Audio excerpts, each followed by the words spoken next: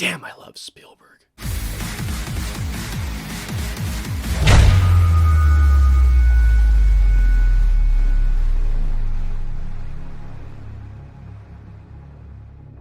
So, The Fabelmans is the latest film directed by Steven Spielberg in which we follow a character named Sammy Fabelman who, after he sees a film called The Greatest Show on Earth, he aspires to become a filmmaker. However, after he discovers a family-shattering secret, he explores how the power of films can help him see the truth. Alrighty guys, so let's get into The Fabelmans. Excellent!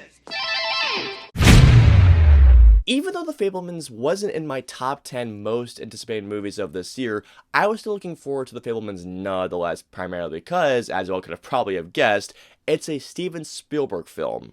How could I not be excited for a new film from one of the greatest filmmakers of all time? Especially knowing that Steven Spielberg was making a film essentially based on his childhood growing up, going into getting his first job, but told through the lens of another character. I sat down a couple of nights ago to watch the film, and let me tell you all, The Fabelmans is a wonderful film. The performances all across the board are stellar. Whether you're talking about Paul Dano, Seth Rogen, Judd Hirsch, Michelle Williams, the two girls who are playing Sammy's sisters, Gabrielle LaBelle, everybody in this film is great. Paul Dano does such a great job of portraying the father who definitely has much more of a methodical mindset compared to his son's much more artistic mindset. Seeing how these two differ and seeing the sequences where their two ideologies and where they want to do, especially where Sammy wants to do, conflicts in what Paul Dano or what Paul Dano's character, what Sammy wants to do. One particular performance that I have to talk about is Judd Hirsch, who plays Uncle Boris.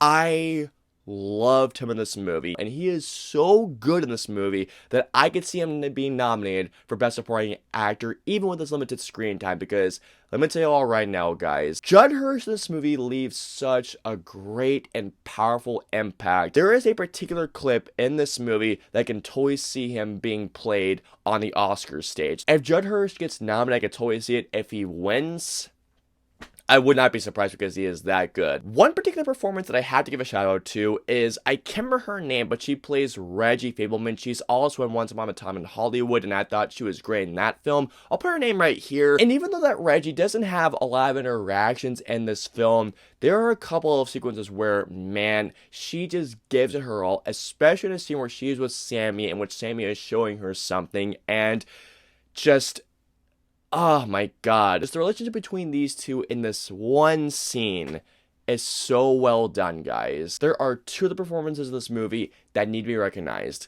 One of them is Michelle Williams, who plays as Mitzi Fabelman, who is Sammy's mother. I loved Michelle Williams in this movie so much, and I hope she gets nominated, and honest to God, I could see her winning. Giving such a great performance as a mother that wants to support her son's dreams, even if her son's dreams do unfortunately conflict with what the family wants to do. Gabrielle LaBelle, who essentially plays, well, Steven Spielberg in this film, giving such a good performance as this character that loves film so much that you can see that throughout the film, when more family matters come into the film, that he just wants to concentrate on becoming a better filmmaker, to the point where his family members are going like, do you love that more or us more? Because what you're doing right now is kind of messed up. There is this shot in this film we could slowly see in his eyes going like, oh my god, this man's a filmmaker right now. Steven Spielberg is one of my favorite filmmakers of all time. In fact, he's like in my top 5 favorite filmmakers. And to say that Steven Spielberg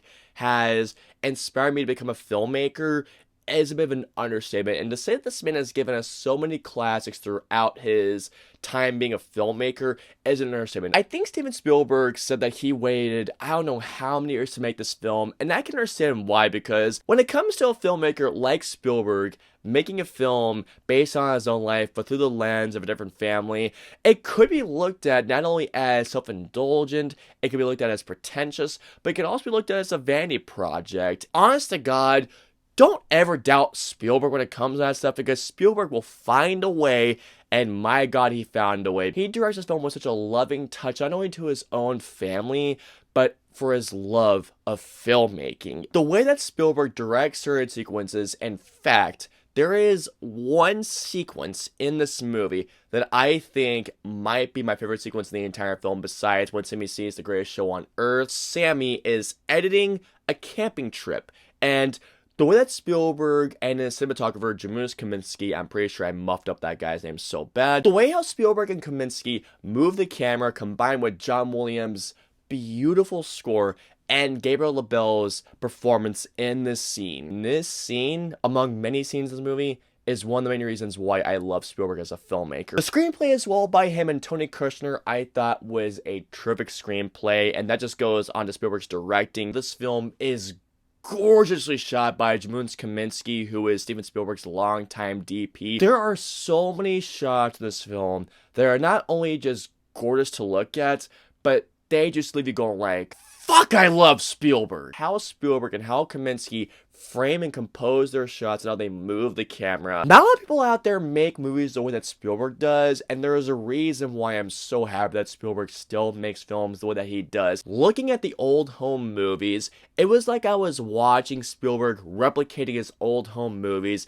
but presenting them to us within the lens of different characters. There is this one old home movie that is shown to us that it's heartbreaking in a way, but it's also just, I can't describe how amazing it was. John Williams' music in this movie, if I were to say the word again, here we go, it is a wonderful score. It just hit me that John Williams is retiring soon, and I can't imagine films in the future that aren't composed by John Williams.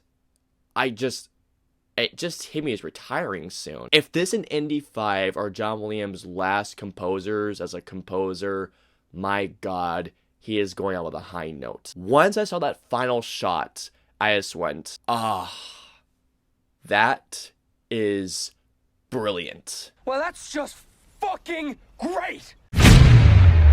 I wish we had more time with Sammy's sisters, but otherwise, that's it. And here we go. So overall, The Fabelmans is a wonderful film from one of the greatest filmmakers of all time. Not only is The Fabelmans a loving and a wonderful ode to Spielberg's family, but for his love of film. I absolutely love The Fabelmans, and it's one of my favorite films of the year. So all in all, I'm going to give The Fabelmans a 5 out of 5. Goes to The Fabelmans. It is just a wonderful film for the entire family. So comment down below and let me know, out of all of Spielberg's filmography, which one is your favorite? I think I've already asked that before, but if I haven't, I'm going to ask it here again. Let me know below. If you guys want to follow me on social media, I'm on Facebook, Twitter, Instagram, and Twitch. I'm also on Snapchat, so if you guys want to follow me on all those social media platforms, all the links in the usernames are in the description below. I hope you all enjoyed my review of The Fabelmans. If so, please hit that like button, also subscribe, and don't forget that notification bell for my latest review goes live. If you guys want to see in my previous 2 reviews, please click right there or right there. And of course, until my next review goes live, I will see you all next time.